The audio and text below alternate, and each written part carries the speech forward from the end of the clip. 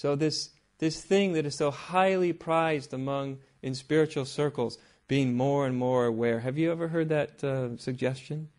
Awareness practices, like you're really... I don't know if you've been unfortunate enough to partake of various awareness practices. I was. But there's no better way to make yourself, pardon my terminology, but spiritually constipated than to try to be really, really aware. Right? It is a state of profound unnaturalness. Right? Like have you ever tried to be very, very aware of, you're eating, you take it, and all of a sudden you're moving in this embarrassingly slow motion, and you're supposed to chew in a way, and all of a sudden everything starts to feel incredibly unnatural, right?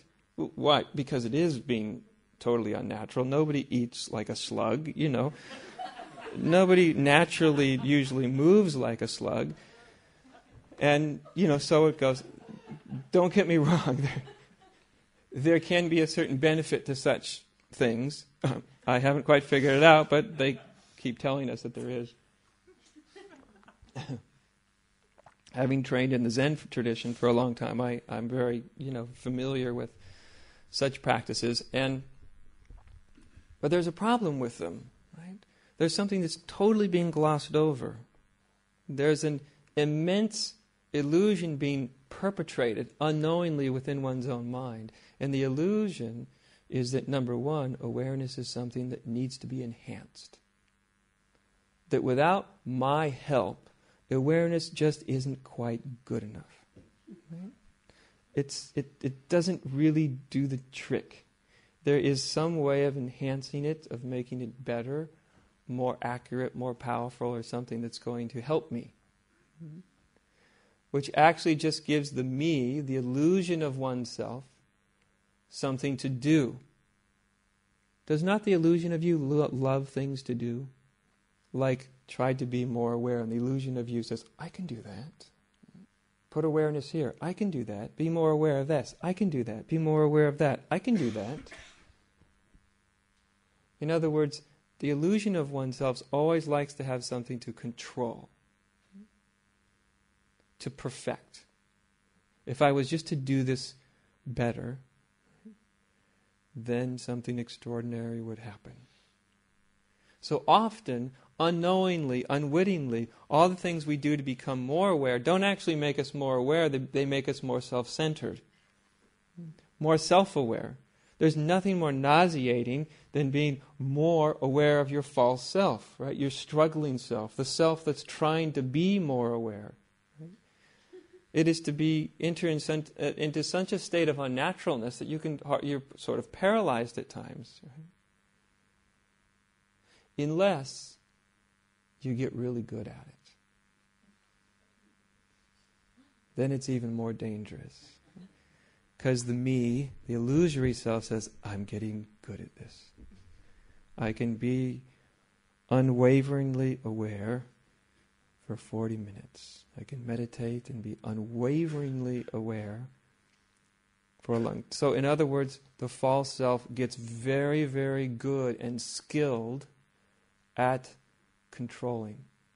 It can control the mind. It can manipulate the mind very effectively. And it gives the false self a sense that something significant is happening, right?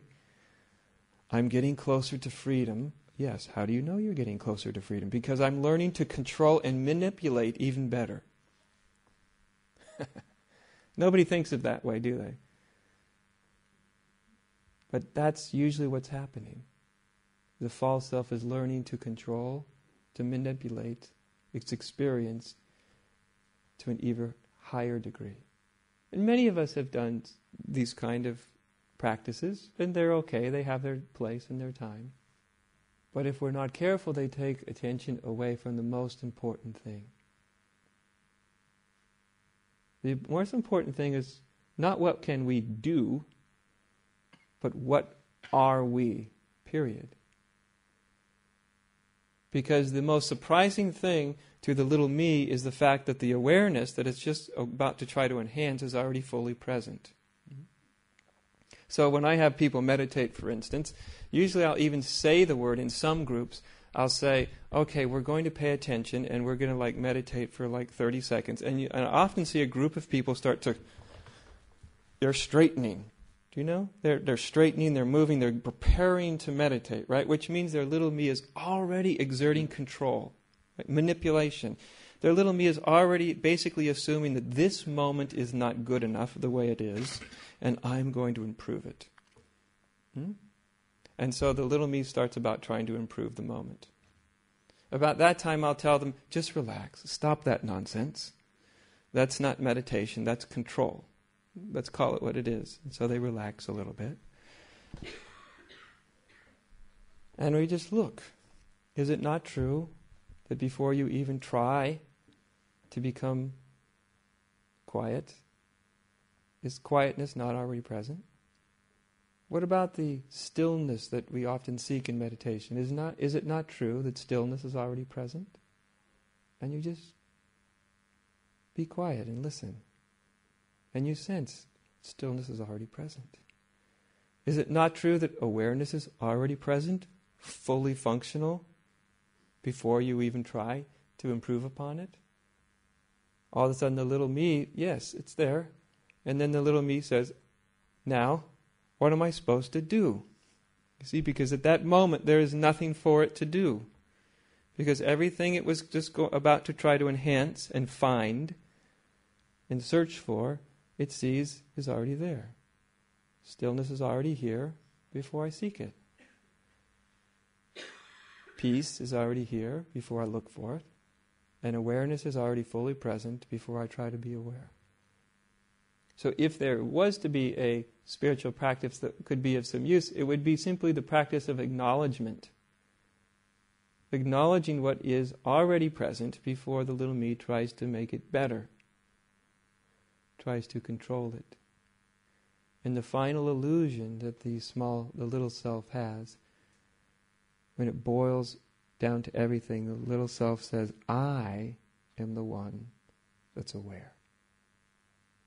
I am the one that's thinking.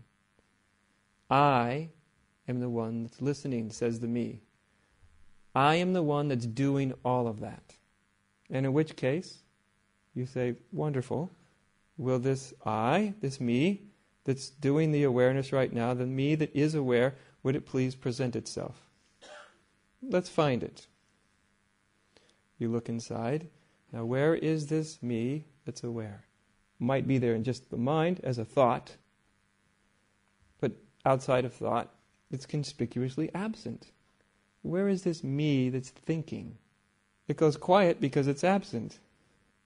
And so it is this illusion of oneself as separate from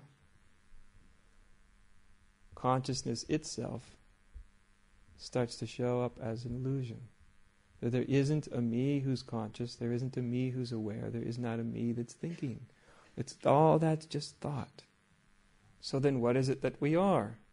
And still more silence. And in that silence, what you are is actually radiantly present, whether you realize it or not.